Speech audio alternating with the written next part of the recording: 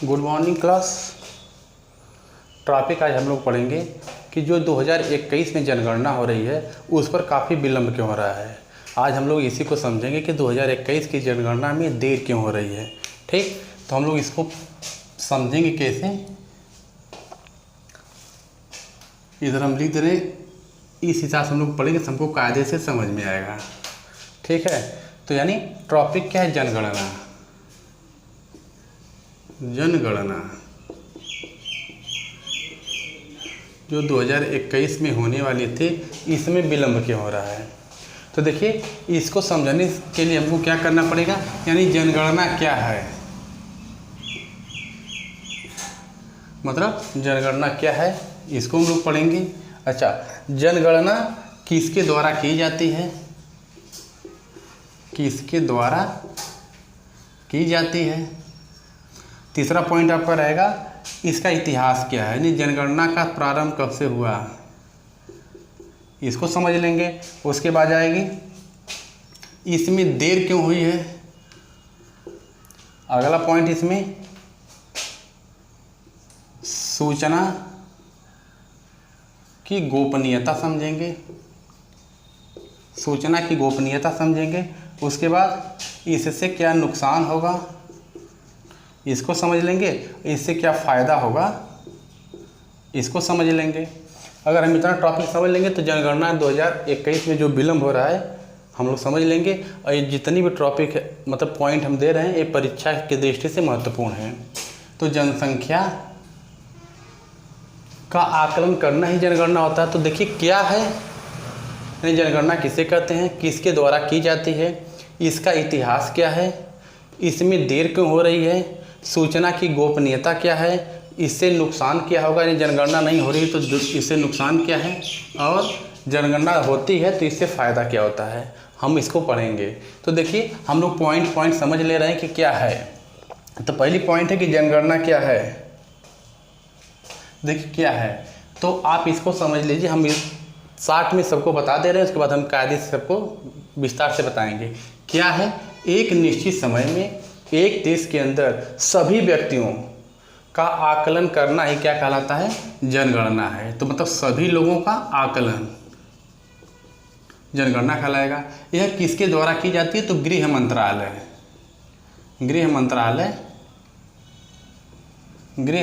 के द्वारा की जाती है, जिसमें जनगणना आयुक्त कार्यालय होता है। जनगणना आयुक्त कार्यालय होता है। इसका इतिहास क्या है, जब इतिहास देखेंगे तो इसमें हमको 3-4 पॉइंट याद रखना है। 1830 याद रखना रहेगा, 1872 याद रखना है, 1881 याद रखना है, और 1951 याद रखना है। 3-4 पॉइंट याद रखेंगे तो हम इसका पूरा इतिहास जान जाएंगे कि मतलब जनगणना का इतिहास क्या है। इसमें देर क्यों हुई है, तो कोरोना के कारण। अब मन में आ रहा है कि 2023 चल रहा है, कोरोना का 2019 में मतलब प्रकोप था, तो विलम्ब क्यों हुआ, तो इसको हम लोग समझ लेंगे। सूचना की गोपनीयता, यानी जनगणना के समय जो भी डाटा इकट्ठा किया जाता है उसको गुप्त क्यों रखा जाता है, इससे नुकसान क्या है। जाहिर सी बात है, जब जनसंख्या का पता नहीं रहेगा तो सरकार द्वारा जो योजनाएं चलाई जाती है उसे लागू करने में दिक्कत होगी। फ़ायदा जनगणना हो जाएगी तो क्या होगा, अगर हमको पता चल जाएगा कि आबादी जनसंख्या कितनी है तो इस हिसाब से सरकार अपनी योजना बनाएगी। तो हर पॉइंट पर हम लोग विस्तार से चर्चा कर रहे हैं। तो पहली पॉइंट है क्या है, यानी जनसंख्या किसे कहते हैं या क्या है। तो देखिए, एक निश्चित समय में, जैसे मान लीजिए, समझिए अगर यह भारत है आपका, अगर ये भारत है तो एक निश्चित समय में भारत के अंदर जितनी भी लोग हैं, व्यक्ति, सबका आकलन करना ही क्या कहलाता है, जनगणना कहलाता है। जनगणना हर 10 साल पर होती है। तो इसकी परिभाषा क्या हो जाएगी, देश के अंदर सभी लोगों का, यानी जितने भी व्यक्ति हैं, सबका आकलन। तो हम लिख दे रहे हैं सबका आकलन। सबका आकलन करना ही क्या कहलाता है, जनगणना कहलाता है। अच्छा, अब ये जनगणना हो गई, तो 2021 की जो जनगणना है, इस जनगणना को 2024-25 तक बढ़ा दिया गया है। यानी जो 2021 में जनगणना होने वाली थी, इसकी समय अवधि कितनी बढ़ा दी गई है, 2024 से 25 तक बढ़ा दी गई है। तो जनगणना किसे कहते हैं, 2021 की जनगणना की समय अवधि कितनी हो गई, ये बात आपको समझ में आ गई होगी। अब किसके द्वारा की जाती है, किसके द्वारा की जाती है, यह सवाल है। तो देखिए, यह है गृह मंत्रालय। गृह मंत्रालय के अंतर्गत जनगणना आयुक्त कार्यालय है, आयुक्त कार्यालय,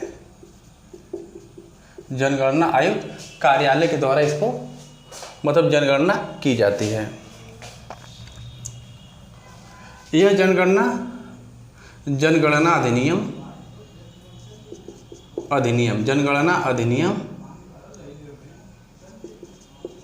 1948, जो जनगणना होती है, जनगणना अधिनियम 1948 के द्वारा की जाती है।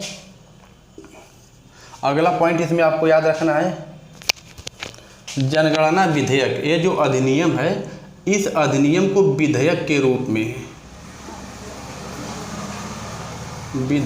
रूप में किसके द्वारा पेश किया गया था, तो यहाँ सरदार वल्लभ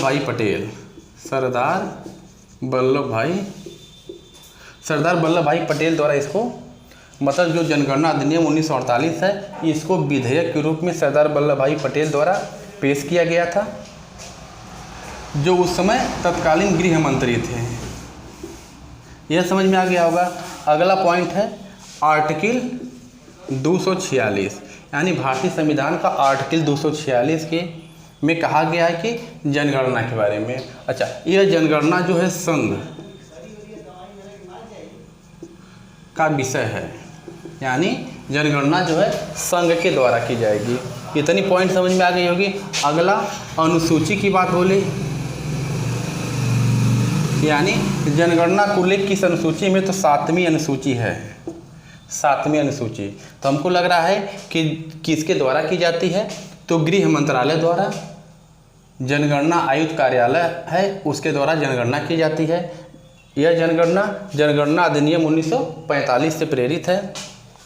इस अधिनियम को विधेयक के रूप में पेश करने वाले व्यक्ति का नाम था सरदार वल्लभ भाई पटेल, जो तत्कालीन गृह मंत्री थे। भारतीय संविधान का अनुच्छेद यानी आर्टिकल 246 में इस बात का उल्लेख है कि जनगणना संघ का विषय है, यानी संघ द्वारा जनगणना की जाएगी। तो 246 आपको याद रखना है। और अनुसूची वाली बात आए तो अनुसूची 7वीं अनुसूची में जनगणना के बारे में कहा गया है। तो इतनी पॉइंट समझ में आ गई है, जिसका स्क्रीनशॉट लेना हो लीजिए। उसके बाद हम आगे बढ़ रहे हैं।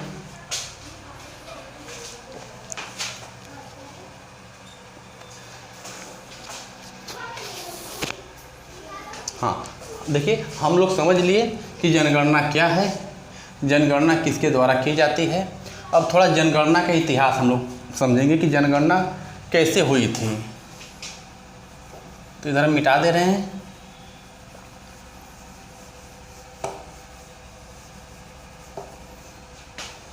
जनगणना के इतिहास क्या है, हम देखिए यहाँ पर 1830 डाले हैं सन, तो इसका इतिहास हम लोग देख ले रहे हैं। इतिहास में 1830 सन डाला गया है, यानी भारत में सबसे पहले अभी हम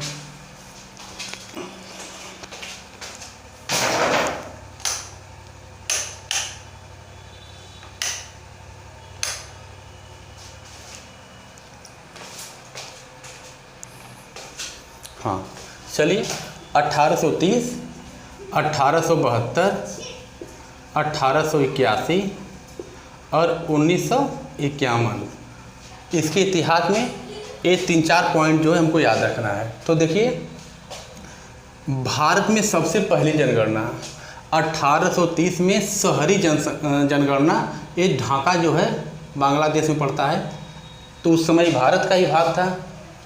तो 1830 में भारत में सबसे पहली जनगणना ढाका में की गई थी, शहरी जनगणना। तो हम यहाँ लिख दे रहे हैं शहरी जनगणना। यह शहरी जनगणना की गई थी 1830 में। अब देखिए 1830 में जो शहरी जनगणना की गई थी, उसके हेनरी वाल्टर उनका नाम है हेनरी वाल्टर। यानी भारत में जनगणना की शुरुआत सबसे पहले 1830 में ढाका शहर में की गई थी। वह जनगणना करने वाले व्यक्ति का नाम है हेनरी वाल्टर। अब ये भारत में सबसे पहले जनगणना स्टार्ट किए तो इनको भारतीय जनगणना का पिता या जनक कहा जाता है। तो यहाँ पर लिख लीजिए भारतीय जनगणना का पिता या जनक इनको कहा गया है। क्वेश्चन पूछ सकता है कि भारतीय जनगणना का पिता या जनक किसे कहा जाता है, तो हेनरी वाल्टर को कहा जाता है। क्या किए थे, भारत में सबसे पहली जनगणना ढाका में शहरी जनगणना हुई थी 1830 में। अब भारत की जनगणना वाली जब बात आ रही है तो 1872 में लॉर्ड मेयो के समय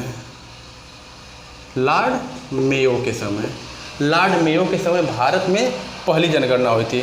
ध्यान दीजिए यह शहरी जनगणना है और भारत में पहली जनगणना 1872 में लॉर्ड मेयो के समय हुई थी। 1881 में रिपन के समय यह जनगणना हुई और यहाँ से जनगणना को नियमित कर दिया गया कि हर 10 साल पर जनगणना होगी। स्वतंत्र भारत की पहली जनगणना 1951 में हुई थी। स्वतंत्र भारत की पहली जनगणना 1951 हो गई थी। तो यह चारों पॉइंट परीक्षा की दृष्टि से बहुत महत्वपूर्ण है। पहली पॉइंट क्या, भारत में सबसे पहले जनगणना की अगर बात बोले शहरी जनगणना तो 1830 में हुई है। किसके द्वारा, हेनरी वाल्टर के द्वारा है। इसलिए हेनरी वाल्टर को भारतीय जनगणना का पिता कहा जाता है। ढाका में हुई थी। उसके बाद 1872 में भारत में जनगणना हुई थी, उस समय लॉर्ड मेयो था। उसके बाद 1881 में रिपन के समय नियमित जनगणना कर दी गई थी। तब से हर 10 साल पर जनगणना होती है। देश जब आज़ाद हो गया, स्वतंत्र भारत की पहली जनगणना 1951 में की गई थी। तो हमको लग रहा है कि जनगणना का इतिहास क्या है ये आपको क्लियर हो गया होगा। 3-4 पॉइंट 1830 याद रखना है, 1872 याद रखना है, 1881 याद रखना है और 1851 याद रखना है। तो इसका इतिहास हम लोग देख लिए। अब देर क्यों हुई है, हम देर देख ले रहे हैं कि देर क्यों हुई है। देर क्यों, यानी जो भारत की जनगणना 2021 में होने वाली है इसमें विलम्ब क्यों हुआ। तो देखिए इसको समझिए, जब भी जनगणना होनी रहती है तो उससे दो साल पहले से व्यवस्था प्रारंभ कर दिया जाता है। 2 साल पहले से अगर व्यवस्था हो जाती है उसके बाद देश में न तो कोई राज्य बनता है नया, न तो कोई ज़िला नया बनेगा, न तो कोई तहसील बनेगी नया और न तो कोई पुलिस स्टेशन, मतलब ये सब कुछ भी नया काम नहीं होगा।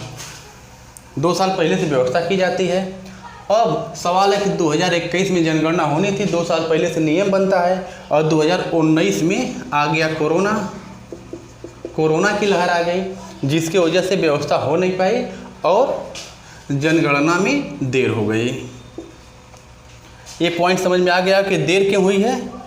देखिए इसको आसानी से समझिए। पहली पॉइंट 2 साल पहले से व्यवस्था की जाती है। नया कोई भी काम नहीं किया जाएगा, न तो नया राज्य बनेगा, न तो नया जिला बनेगा, न तो नई तहसील बनेगी, न तो नया पुलिस स्टेशन बनेगा, कुछ भी नया नहीं बनेगा जब जनगणना होनी रहती है। जब यह नियम बन जाता है तो उसके 3 माह बाद जनगणना स्टार्ट कर दी जाती है। तो हमको लग रहा है कि 2 साल पहले 2021 में होनी थी, इससे 2 साल पहले व्यवस्था की जाती है। 2 साल पहले व्यवस्था होने वाली थी, तब तक कोरोना की लहर आ गई।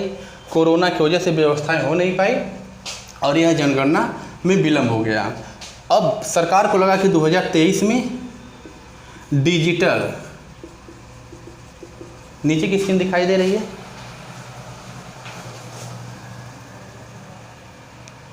हाँ, 2023 में डिजिटल जनगणना की व्यवस्था की गई थी कि डिजिटल जनगणना होगी। लेकिन इसमें समस्या उत्पन्न हो गई। क्या समस्या उत्पन्न हुई, नेटवर्क प्रॉब्लम। भारत के बहुत से ऐसे क्षेत्र हैं जहां पर डिजिटल अगर जनगणना की जाएगी तो वहाँ नेटवर्क की प्रॉब्लम हो रही है, तो नेटवर्क नहीं हो वहाँ चला, इसलिए डिजिटल वाली व्यवस्था समाप्त कर दी गई और फिर सरकार द्वारा कर दिया गया कि अब जनगणना जो होगी वह डिजिटल भी होगी और कागजी भी होगी, यानी कागज पर भी किया जाएगा। ये बात आपको समझ में आ गई होगी। इसमें विलम्ब क्यों हुआ, अच्छा देर क्यों हो गया। अब देखिए सूचना की गोपनीयता, स्क्रीनशॉट इसका लेना तो ले लीजिए उसके बाद, क्योंकि बहुत ही परीक्षा के दृष्टि से महत्वपूर्ण है। यह सन याद रखना है कि भारत में पहली शहरी जनगणना कब हुई है, भारत की पहली जनगणना कब स्टार्ट हुई है, कब से नियमित की गई थी, और स्वतंत्र भारत की पहली जनगणना कब हुई है। ठीक, स्क्रीनशॉट अगर लेना तो ले लीजिए, उसके बाद हम आगे बता रहे हैं।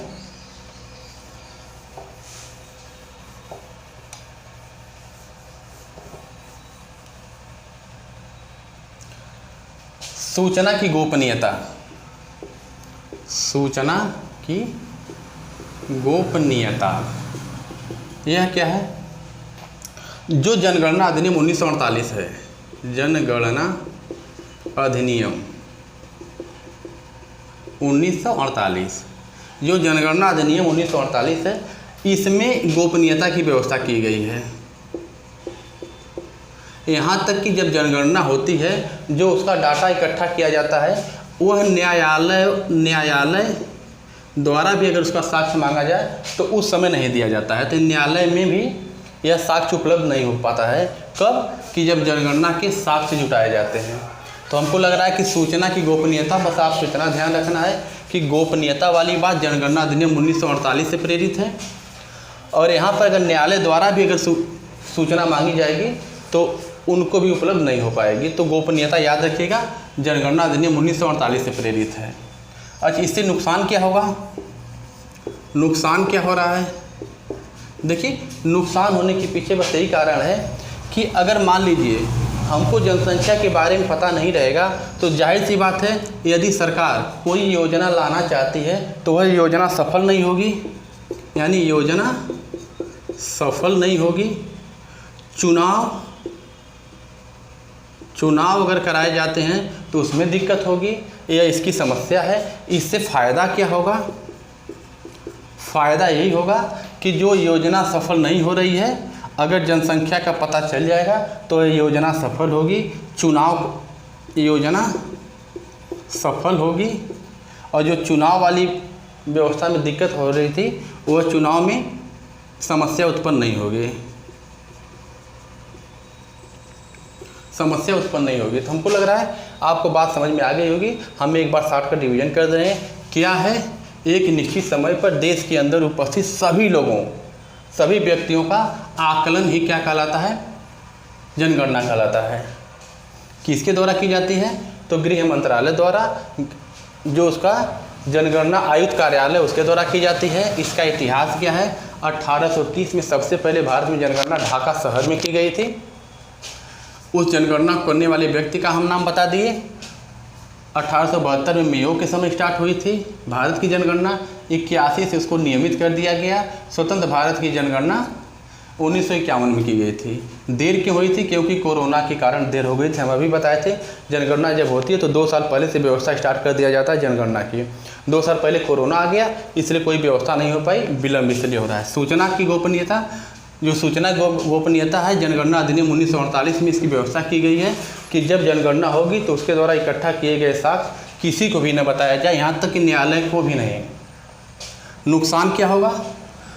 अगर जनगणना के बारे में, जनसंख्या के बारे में हमको नहीं पता रहेगा तो जाहिर सी बात है सरकार द्वारा बनाई गई कोई भी योजना सफल नहीं होगी, क्योंकि जनसंख्या के बारे में पता नहीं है।